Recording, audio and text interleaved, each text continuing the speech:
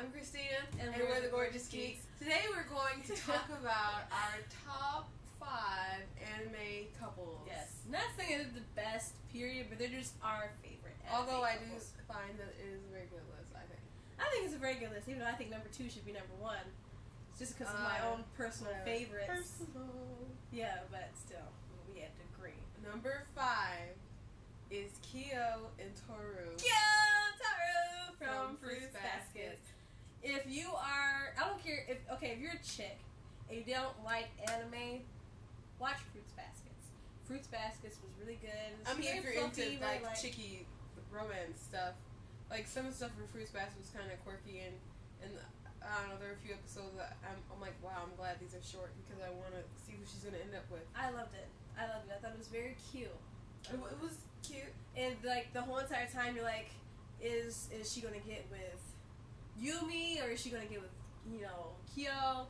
And it was kind of like, who is she gonna end up with? Because in the beginning I thought she was gonna end up with Yumi, but at the end, like, I mean, she chose Kyo, even though in the anime it kind of left off. You didn't really know where it's gonna go towards. Yeah. So you'd have to have read the anime. I mean the manga to know that she does end up with Kyo. And the curse is broken. And the curse is broken. That's one of the reasons why I decided to put it on the list, because their love broke a family curse.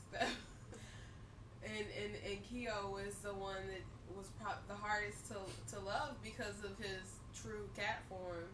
Was like, I'm like, I wonder what this really looks like. I'm like, is it that bad? And they showed him, like, wow, it looks kind of disgusting. Yeah. So and then but she was totally there for him. Like just type in like AMV like umbrella, and you'll probably get so many Kyo and Toru's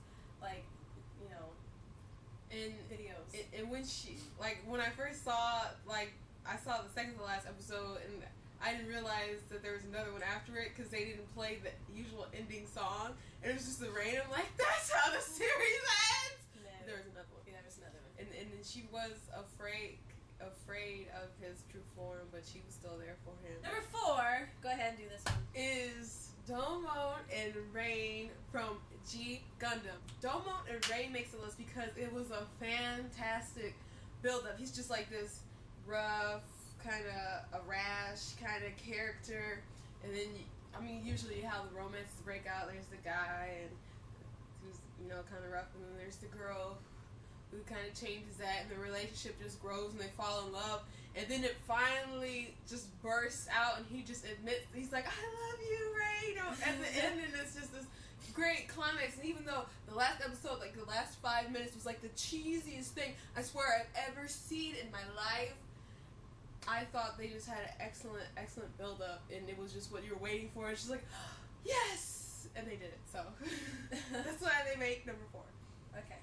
Number 3 is kind of like a no-duh, and probably people expect it to be in the list. It's Kagome and Inuyasha. Yeah, even. I mean, there was a consistent love triangle from the beginning. And not just between Inuyasha, Kagome, and Kikyo, but also there was Koga into the mix. And Hojo. In case you don't know and you don't read the manga and you're just kind of waiting for the show to pick back up, which they are making new episodes of Inuyasha, she does end up with Inuyasha, leaves the comfort of her time, and she ends up to go stay in the feudal era without even though no one saw that coming. Jazz. What? I thought maybe he would go with her. I don't know. People want to know, was she gonna stay with him? Was he gonna go with her? Was he gonna be transform himself into a human or whatever? But it ended up they just loved each other. Yeah, but you know what? I felt so sorry for Kagome because here she is in love with this guy. And and the main reason why he was attracted to her in the first place is because she reminds him of this other woman. Mm-hmm. And so you kind of felt so bad for her. It's like you wanted her with him, but at the same time, it's like Inuyasha didn't deserve her at the same time. So it's kind of like, ugh! But, they finally did get together, and so it was really great, even though it took him so long to get over a woman that was already dead. Yeah, but it's kind of, she's dead, but it's kind of hard to get over a dead person that's still dead, but they're still kind of walking around. And then they die, and then you bring them back, and it was, Kikyo got on my nerves so much. And number 2, which is my favorite anime couple, possibly my favorite couple of all time, is Bulma and Vegeta from Dragon Ball Z. And why? Well, first of all, It was so unexpected. I mean, he was just the villain in the season before. He was just the villain, and all of a sudden, before they even get together, you find out that they have a kid together. And so people's like, what? Oh, snap, Vegeta and Bulma, even Goku, like, you know, haha, Bulma's your mother type thing. It was weird. You're just expecting... But, and then they didn't even show how they got together. All you had was information that Trunks gave I Goku. remember you were so excited for the next episode after they had the whole episode with Vegeta was hurt and Bulma by his bedside and all that stuff. She was so excited. She was so excited. She's like, here comes the next one.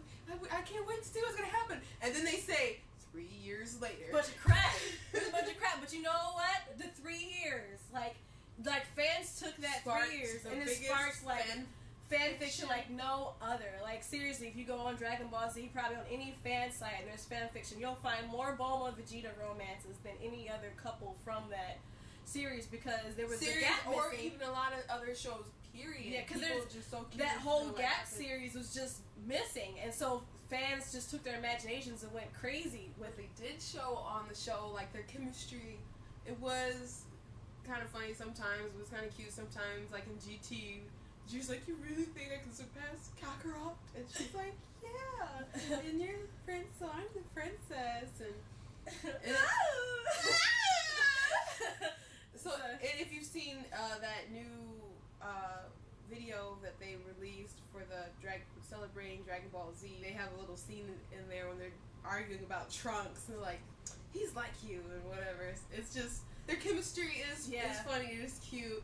You don't get to see really a lot of romantic stuff, but the fans took care of that. They really did. Like there'd be no point to even go back and to write like a series about those 3 years, those missing 3 years, because so many, you know.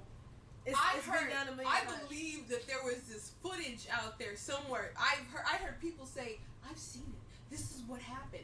And they would explain it, and I'm like, oh my gosh, this is what happened. Between those 3 years. People said, oh, they couldn't release it over in America and all this crap. Well, I know the truth.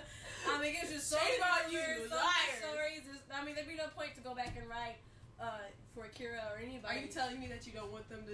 I would love them to do it, but I mean, if they did, it almost would be copyright infringement off of copyright infringement because the story has been told so many times, but so many different ways by so many fans. The number one couple, and really nobody could argue. I don't think anyone could argue whether it's your favorite or whatever. Even if you hate the anime or love the anime, it just seems to be like a fact. It is the fact. It is the truth. Anime couple of all time. Let's just say it together. Darien and Serena from Sailor Moon. And there's just nothing you can say. I mean, we should say something, but there's just nothing you can to say to argue that point. There's just this love story way back in the Silver Millennium or whatever. They're on the moon and they just have this romance. It's this epic love story that has done everything that could possibly. I mean, everything that could possibly happen. And in that season, they're fighting Queen Beryl. You're just like, she's the meatball head, and he's the jerk who keeps calling her that.